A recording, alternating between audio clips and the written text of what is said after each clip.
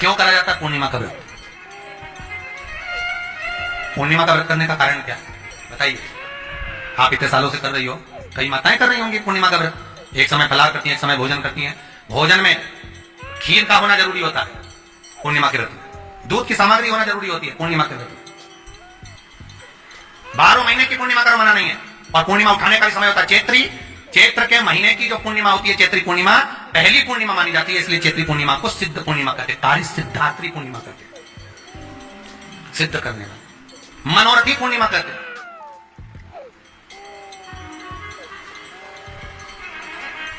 मनोरथी पूर्णिमा। इसलिए पूर्णिमा का व्रत कहां से उठाया जाता है? चैत्र के महीने की पूर्णिमा से पूर्णिमा का व्रत उठाया जाता है कि मैं महीने की पूर्णिमा करूंगी तो चैत्र पूर्णिमा से उसको उठा लिया जाता है।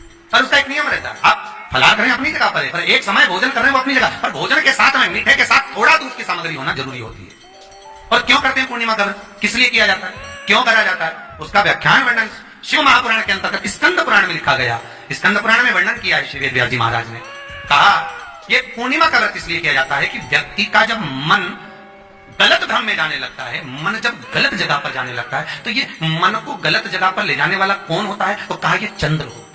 व्यक्ति की राशि के अंतर्गत, व्यक्ति की पत्रिका के अंतर्गत, व्यक्ति की ग्रह दशा के अंतर्गत जब चंद्र बेकार चलता है तो व्यक्ति अच्छा करते करते भी बेकार करने लग जाता है। चंद्र डोल रहा है।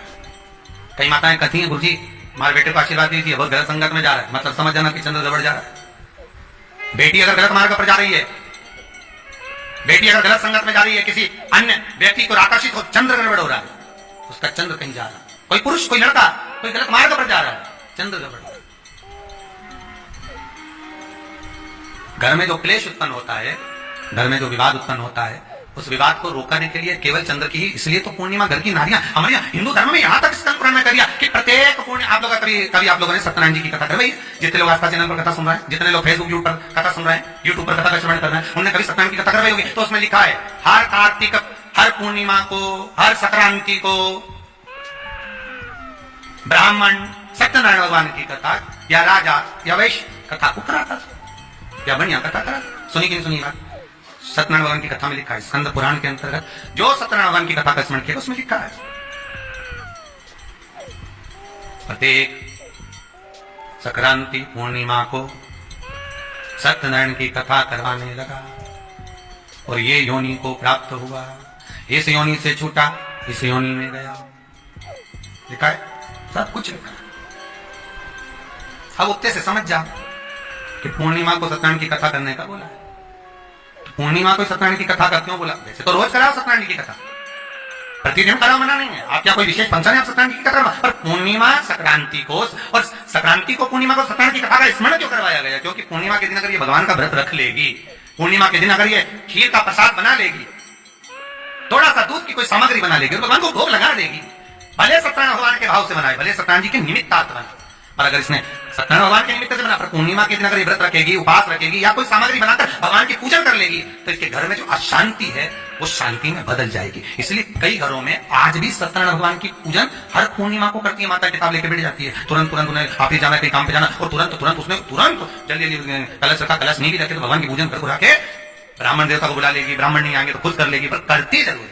इतना सा आटा सेक लेगी, पंजेरी बनाई, सीरा बनाई, मिठाई रखी, कुछ भी करेगी, पर सत्यनारायण की कथा कर ले, उसका मन लग गया उसे। मतलब पूर्णिमा को करना है, उसको करने से क्या होता है? शांति रहती, शीतलता रहती। जिसके घर में हर महीने की पूर्णिमा को खीर बनती हो, ध्यान दीजिएगा, बहुत सुंदर संवाद चल रहा है, बहुत ध्यान देने वाली बात है। प्रत्येक महीने की पूर्णिमा को जिसके घर में दूध की सामग्री बनती हो, दूध की सामग्री तैयार होती हो, खीर प्रसाद तैयार होता हो, उसके घर में कभी क्लेश नहीं हो सकता। चाहे सास बहू एक दूसरे के सामने होता है ना, वो सांप और नेवले की लड़ाई क्यों, फिर भी शांति हो जाती है। पर प्रत्येक महीने की पूर्णिमा होना चाहिए। ये नहीं कि तुमने एक महीने की पूर्णिमा पे बना लिया और दूसरे महीने की पूर्णिमा को गायब कर दिया। फिर किसने कह दिया आज चूरमा तो बन रहा है, दाल बाटी तो बन रही है चूरमे के साथ में, लड्डू बन रहे हैं, तो काय को खीर बना रही हो? तो तुमने अब वो खीर प्रसाद। जैसे प्रदोष व्रत का जो उद्यापन होता है, प्रदोष के व्रत का जो उद्यापन होता है, उसमें सबसे मूल क्या है प्रदोष व्रत के उद्यापन में? कि दो चीजें मूल है प्रदोष व्रत के उद्यापन में, कि आप प्रदोष का व्रत करो तो या तो 11 करो प्रदोष तब उद्यापन करो, या 26 प्रदोष करो तब उद्यापन करो, या उससे ज्यादा कर लिए तब उद्यापन। तुम्हारा मन हो तब उद्यापन करो। पर उद्यापन की मूलता में दो चीज है कि प्रदोष के दिन के एक दिन पहले गणेश जी की पूजन हो जाना चाहिए। उद्यापन की जो पूजन होती है वो पहले गणेश जी की पूजन एक दिन पहले हो प्रदोष, और प्रदोष वाले दिन फिर हवन यज्ञ पूजन करा। और हवन में क्या चीज जरूरी है? खीर बनाकर 108 बार शंकर जी की नाम की पार्वती के साथ की आहुति देना जरूरी है। खीर की बात बताया।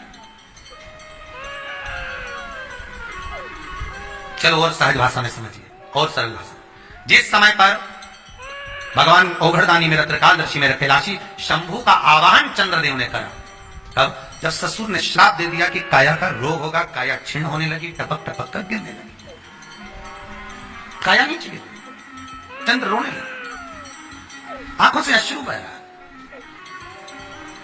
आंखों से आंसू बह रहा। किसके पास जाऊं? तब देवर्षि नारद का स्मरण किया। देवर्षि नारायण श्रीमन नारायण, नारायण श्रीमन नारायण, नारायण श्री चंद्रदेव ने कि मेरी काया क्षीण हो। नारद जी आए, आकर उपदेश दिया देवर्षि नारद ने, क्यों ना आप शिव की आराधना कर लो।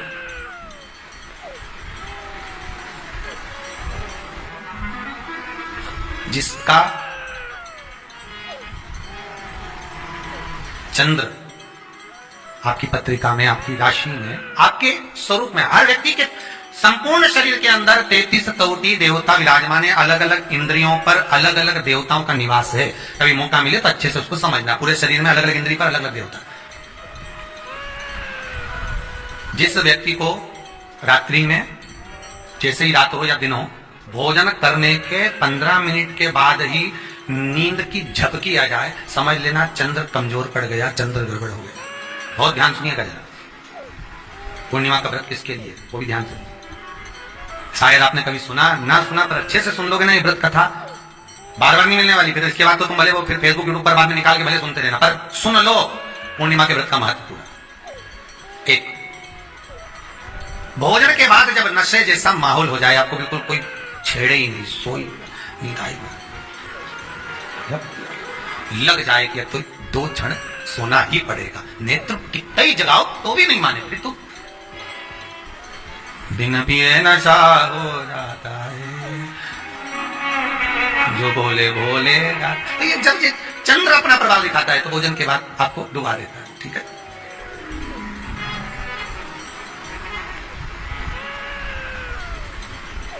एक बहुत सरल भाषा में कहेंगे, आपको थोड़ा समझना पड़ेगा कि कहीं कहीं आपने सुना होगा कि 1400 पूर्णिमा पे कहीं गया होगा, इसलिए ऐसा हो गया। बोले सुना है कि नहीं सुना?